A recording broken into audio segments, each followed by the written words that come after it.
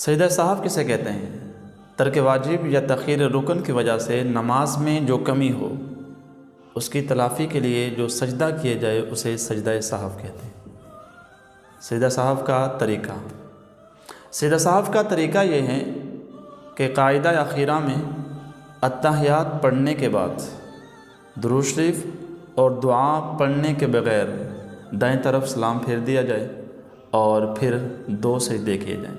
حسب معمول ان دونوں سجدوں میں سبحان ربی الاعلیٰ کہا جائے۔ سجدوں کے بعد بیٹھ کر اتحیات، درود شریف، دعا پڑھ کر دائیں اور بائیں طرف سلام پھیر دیا جائے۔ فقہائے احناف کے ہاں اسی کو ترجیح دی گئی ہے، لہذا فقہ حنفیہ کے مطابق اسی پر عمل کیا جائے۔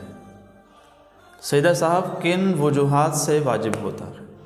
نماز کے واجبات میں سے ایک یا کئی واجب بھولے سے چھوٹ جائیں تو سجدہ سہو واجب ہوتا ہے۔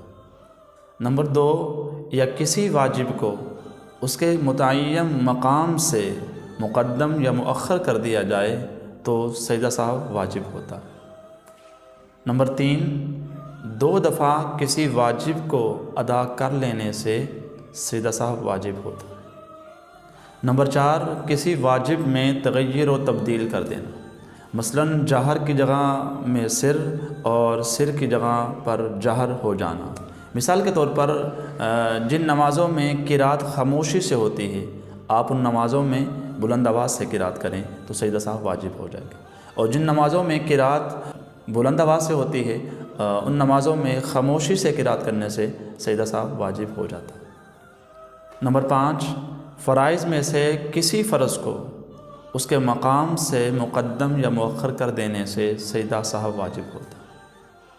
نمبر 6، کسی فرض کا بھول کر مقرر ہو جانا۔ یہ اسباب ہیں جن وجوہات کی بنا پر سجدہ سہو واجب ہوتا ہے۔ تیسرا سوال، سجدہ سہو ایک طریقے سے ہوتا ہے یا اس کے مختلف طریقے ہیں؟ جی، قاعدہ اخیرہ میں اتحیات پڑھ کر ایک طرف سلام پھیر کر پھر 2 سجدے کیے جائیں اور حسب معمول سبحان ربی الاعلیٰ پڑھ کر دوبارہ سے اتحیات، درود شریف اور دعا پڑھ کر دائیں اور بائیں سلام پھیر دیا جائے۔ ان دوسرے طریقے سے بھی منقول ہے، اگر ان طریقوں پر بھی سجدہ سہو کیا جائے تو سجدہ سہو ادا ہو جاتا ہے۔ مسئلہ نمبر 4، نماز کا آغاز الحمدللہ سے شروع کرنا تھا، اس نے کسی اور سورت سے شروع کر دیا اور ایک آیت تلاوت بھی کر دی، اب اس کو یاد آیا میں نے تو الحمدللہ سے آغاز کرنا تھا، تو وہ الحمدللہ سے آغاز کرے گا اور اس کے بعد کوئی سورت پڑھے گا اور آخر میں سجدہ سہو کرے گا کیونکہ اس پر سجدہ سہو واجب ہے۔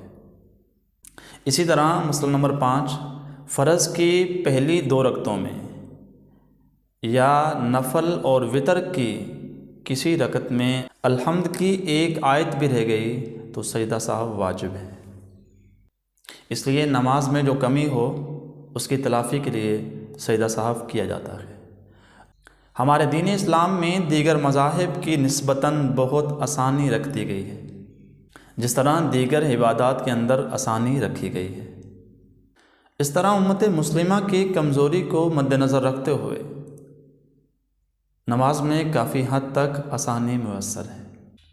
انہی میں سے ایک یہ ہے، جب ہم سے نماز میں سے بھولے سے کوئی واجب رہ جائے تو آخر میں سجدہ سہو ہے۔ اللہ کریم سے دعا ہے کہ اللہ کریم ہمیں فقہی احکام سیکھنے اور اس پر عمل کرنے کی توفیق عطا فرمائے۔